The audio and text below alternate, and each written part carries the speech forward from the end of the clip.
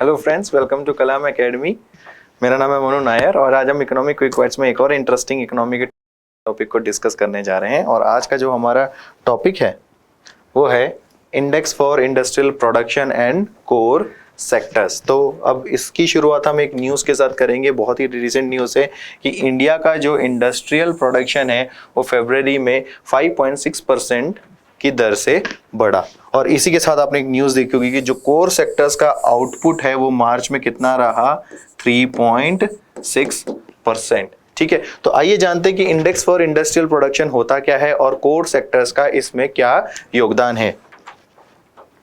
सबसे पहले हम बात करते हैं इंडेक्स फॉर इंडस्ट्रियल प्रोडक्शन। तो हमने हमारे पिछले सेशन में कुछ सूचकांक पढ़े थे, जैसे WPI हो गया, CPI हो गया। वैसे ये भी एक सूचकांक है, इंडेक्स है।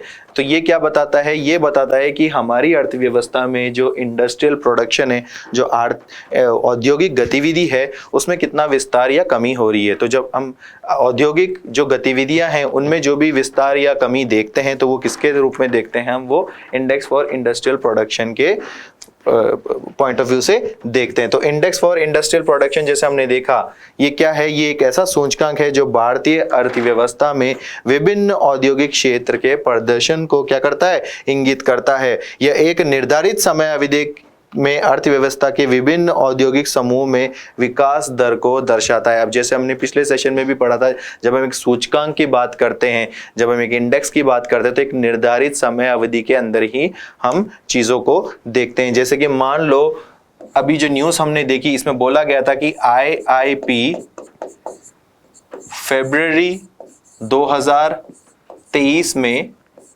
5.6% बढ़ा। अब ये 5.6% कैसे बढ़ा? मतलब कि अगर फरवरी 2022 में अगर इंडेक्स फॉर इंडस्ट्रियल प्रोडक्शन अगर 100 था, मान लो हमारे देश में जितने भी जो भी उद्योग हैं उनका जो प्रोडक्शन था मान लो वो 100 था, तो इस बार वो 5.6% बढ़ के कितना हो गया?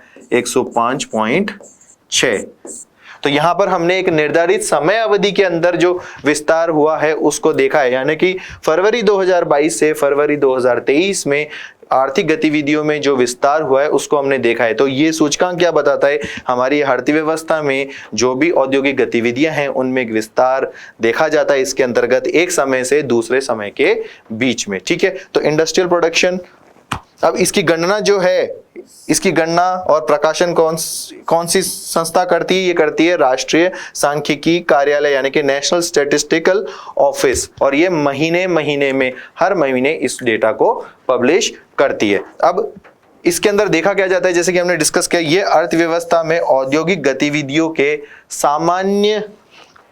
सामान्य स्तर का एक समग्र संकेतक है, यानी कि सामान्य तौर पर आर्थिक जो हमारी गतिविधियां हैं उनमें कमी हुई है, बढ़त हुई है, इन चीजों को बताता है। उदाहरण के तौर पर मैं बताऊं, मान लो कि अर्थव्यवस्था में कुछ ऐसे औद्योगिक क्षेत्र थे हमारे जिनका मार्च 2023 में या फरवरी 2023 में 5% की कमी देखने को मिली कुछ औद्योगिक क्षेत्र में, और मान लो जो बाकी औद्योगिक क्षेत्र में हमको एक तरह से 15% की वृद्धि देखने को मिली।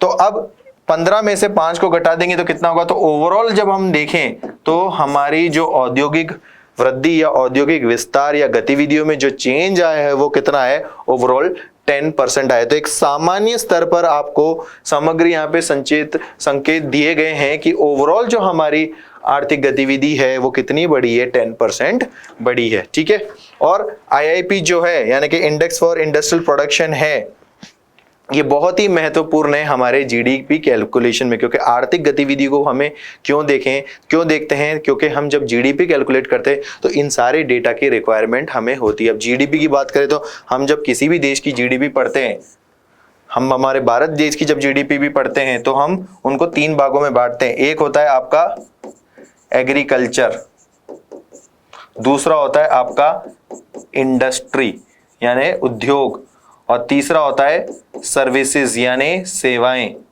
ठीक है। तो हम जब जीडीपी की बात करते हैं तो जीडीपी 3 चीजों से मिलकर बनी होती है। एक होता है प्राथमिक क्षेत्र यानी कि एग्रीकल्चर, दूसरा होता है औद्योगिक क्षेत्र यानी इंडस्ट्री, और तीसरा होता है सेवा क्षेत्र। तो जब इंडस्ट्री, जब आईआईपी हम देखते तो हम इसमें किसकी बात कर रहे हैं, औद्योगिक गतिविधियों की। तो स्वाभाविक सी बात है, उन औद्योगिक गतिविधि का जो टोटल होगा, जो सम होगा, वो आपका इंडस्ट्री का डेटा बनेगा और इसी से आपकी जीडीपी भी कैलकुलेट होगी। तो I hope index for industrial production आपको समझ में आया होगा। अब हम बात करते हैं कोर सेक्टर्स की। अब कोर सेक्टर्स की बात करेंगे तो हम उन उद्योगों की बात करेंगे जो, जब हम इंडेक्स फॉर इंडस्ट्रियल प्रोडक्शन पढ़ रहे थे, हम हर तरह के उद्योग को जो हमारी अर्थव्यवस्था में पाए जाते हैं उनका हमने समावेश किया था और उन सब की जो गतिविधियां हैं उनको, उनके मद्देनजर हमने इंडेक्स निकाला था। लेकिन जब कोर सेक्टर्स की बात करते हैं तो हम उन सारे उद्योग में भी ऐसे कुछ प्रमुख उद्योग को चिन्हित करते हैं जिनके होने की वजह से ही हमारी अर्थव्यवस्था को मजबूती मिल रही है और जो उस इंडेक्स के अंदर एक प्रमुख स्थान रखती है। ये ऐसे उद्योग होते हैं जो बड़े व्यापक होते हैं, बहुत ही बड़े होते हैं और इनका जो कंट्रीब्यूशन होता है हमारी जीडीपी में सबसे ज्यादा होता है। तो हमारे भारत में ऐसे 8 तरीके के कोर इंडस्ट्रीज या कोर सेक्टर्स हैं। अब ये कितने इंपॉर्टेंट है तो ये मैं बता दूं, इनका अगर आप 8 कोर इंडस्ट्रीज का ही अगर प्रोडक्शन देखोगे या इनका कंट्रीब्यूशन देखोगे हमारे जीडीपी में या फिर इंडेक्स फॉर इंडस्ट्रियल प्रोडक्शन में, तो इंडेक्स फॉर इंडस्ट्रियल प्रोडक्शन जो हमने देखा उसका 40% जो है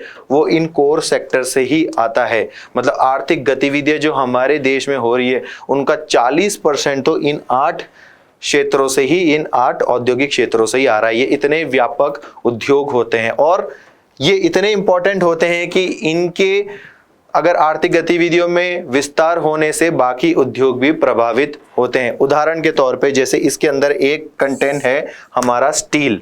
अब स्टील, जैसे आप जानते हैं स्टील उद्योग है, स्टील जो है वो उस स्टील बनाया उसके बाद उसको ऑटोमोबाइल इंडस्ट्री भी यूज करती है। उस स्टील से हम इंफ्रास्ट्रक्चर भी बनाते हैं और वो स्टील बहुत से ऐसे क्षेत्रों में यूज होता है। अब मान लो अगर स्टील की एकदम से कमी हो जाए, स्टील जो उद्योग है अगर उसमें किसी तरह की कमी आ गई तो उसका सीधा सीधा असर आपके ऑटोमोबाइल इंडस्ट्री में भी पड़ेगा, आपके कंस्ट्रक्शन सेक्टर में भी पड़ेगा। तो ये जो उद्योग हैं ये इतने बड़े होते हैं कि इनका जो प्रभाव है वो दूसरी औद्योगिक उद्योगों के गतिविधियों में भी जिसका प्रभाव पड़ता हो, जिसका असर देखने को मिलता हो। तो 8 कोर सेक्टर्स होते हैं हमारे, और वो 8 कोर सेक्टर्स कौन कौन से होते हैं? वो होती है इलेक्ट्रिसिटी यानी कि बिजली, steel, refinery products, crude oil, coal, cement, natural glass और फर्टिलाइजर्स। ठीक है, तो ये सारे हमारे 8 कोर सेक्टर्स थे जिनके बारे में आज हमने जाना और जो सबसे इंपॉर्टेंट कंट्रीब्यूशन देते हैं हमारे इंडेक्स फॉर इंडस्ट्रियल प्रोडक्शन को कैलकुलेट करने में। तो आशा करता हूं आपको आज के सेशन में मजा आया होगा। आगे हम आपसे फिर मिलेंगे और इंटरेस्टिंग टॉपिक्स के साथ। Thank you so much.